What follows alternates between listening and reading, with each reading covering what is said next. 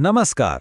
ચાલો આજે 8051 માઇક્રોકન્ટ્રોલરના છેક મગજ સુધી પહોંચીએ અને એ સમજીએ કે આખરે એને કંટ્રોલ કેવી રીતે કરાય છે. ક્યારેય એવો વિચાર આવ્યો છે કે હાર્ડવેરના આટલા નાના ટુકડાને, એક ચિપને, કઈ રીતે કમાન્ડ આપી શકાતો હશે? એને કઈ રીતે કહેવાનું કે ભાઈ લાઇટ ચાલુ કર કે પછી મોટર ફેરવ અથવા તો ડેટા મોકલ?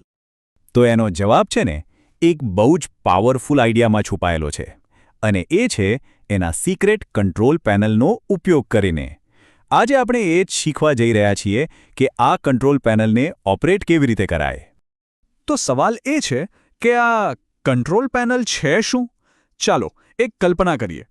માની લો કે 8051 એક બહુ જ કોમ્પ્લેક્સ મશીન છે. જેમ કોઈ પણ ફિઝિકલ કંટ્રોલ પેનલમાં હોય છે ને, દરેક કામ માટે એક અલગ બટન કે સ્વિચ હોય. પાવર માટે સ્વિચ, સ્પીડ વધારવા ઘટાડવા માટે ડાયલ અને સ્ટેટસ જોવા માટે ડિસ્પ્લે. બસ 8051 માઇક્રોકન્ટ્રોલરનું પણ કંઈક આવું જ છે. ફરક એટલો જ છે કે એના કંટ્રોલ્સ ફિઝિકલ નથી, ડિજિટલ છે. ઓકે, તો હવે આ કલ્પનામાંથી બહાર આવીને આપણે વાસ્તવિકતા પર આવીએ. ટેકનિકલ ભાષામાં આ કંટ્રોલ પેનલને એક ખાસ નામથી ઓળખવામાં આવે છે: સ્પેશિયલ ફંક્શન રજિસ્ટર્સ, એટલે કે SFRs. તો ટૂંકમાં SFRs એટલે મેમરીમાં HEથી FFH સુધીના અમુક ખાસ એડ્રેસ. હવે આ જગ્યાઓ ખાલી ડેટા સ્ટોર કરવા માટે નથી હોતી. ના, આ તો કમાન્ડ સેન્ટર્સ છે, જ્યાંથી ચિપના દરેક હાર્ડવેર ફીચરને સીધો કંટ્રોલ કરી શકાય છે. અને હવે જે સ્ક્રીન પર દેખાઈ રહ્યું છે એ તો બહુ જ ઇન્ટરેસ્ટિંગ છે. આ છે આપણા એ કંટ્રોલ પેનલનો આખો બ્લ્યુપ્રિન્ટ. દરેક રજિસ્ટર, એનું નામ, એનું કામ અને મેમરીમાં એનું પાક્કું સરનામું બધું જ અહીં છે. સાચું કહું તો કોઈ પણ પ્રોગ્રામર માટે આ ખજાનાના નકશાથી ઓછું નથી. હવે આ આખું લિસ્ટ એક સાથે જોઈએ તો કદાચ થોડું અઘરું લાગે. તો ચિંતા નહીં, ચાલો આપણે આને નાના નાના ભાગમાં તોડીએ અને કેટલાક મુખ્ય વિભાગોનો એક ટૂર લઈએ. સૌથી પહેલાં છે પોર્ટ કંટ્રોલ્સ. આને છે ને માઇક્રોકન્ટ્રોલરના મોં અને કાન સમજી લો. જે P0 થી P3 રજિસ્ટર્સ છે એ ચિપની ફિઝિકલ પિન્સને કંટ્રોલ કરે છે. મતલબ કે બહારની દુનિયા સાથે વાતચીત કરવા માટે, સિગ્નલ મોકલવા કે મેળવવા માટે આ જ રજિસ્ટર્સ કામ આવે છે. હવે આગળ વધીએ ટાઈમિંગ સેક્શન તરફ. TMOD અને TCON જેવા રજિસ્ટર્સ એ ચિપની અંદરની સ્ટોપવોચ અને ઘડિયાળ છે. જ્યારે પણ કોઈ કામમાં ડિલે કરવો હોય, કોઈ ઘટના ગણવી હોય કે પછી કોઈ ચોક્કસ સમયે જ કોઈ ટાસ્ક પૂરો કરવો હોય, ત્યારે આ કંટ્રોલ્સ મેદાનમાં આવે છે. એના પછી આવે છે આપણું કમ્યુનિકેશન હબ.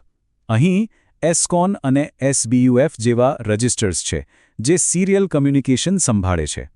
એટલે કે જ્યારે 8051ને બીજા કોઈ કમ્પ્યુટર, સેન્સર કે ચિપ સાથે વાત કરવી હોય, એક એક બીટ કરીને ડેટાની આપ-લે કરવી હોય, ત્યારે આ રજિસ્ટર્સ કામ લાગે છે.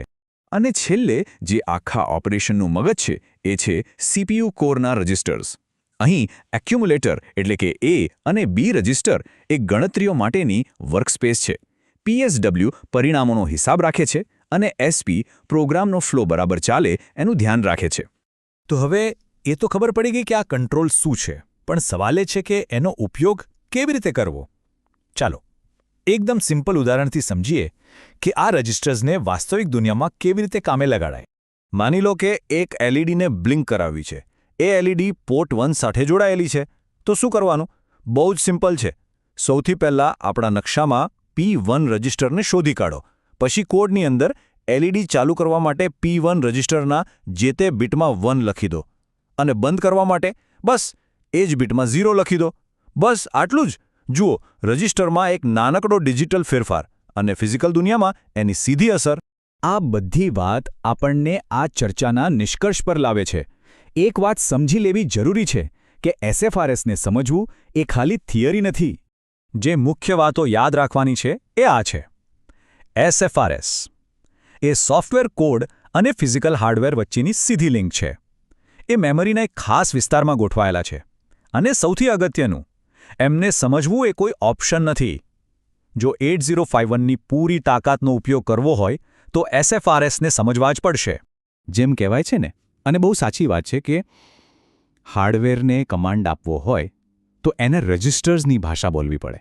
અને આ SFRs એ જ એ ભાષા છે.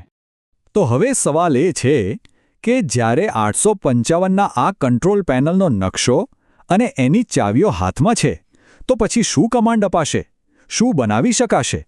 કઈ સમસ્યા ઉકેલી શકાશે? શક્યતાઓનો કોઈ અંત નથી.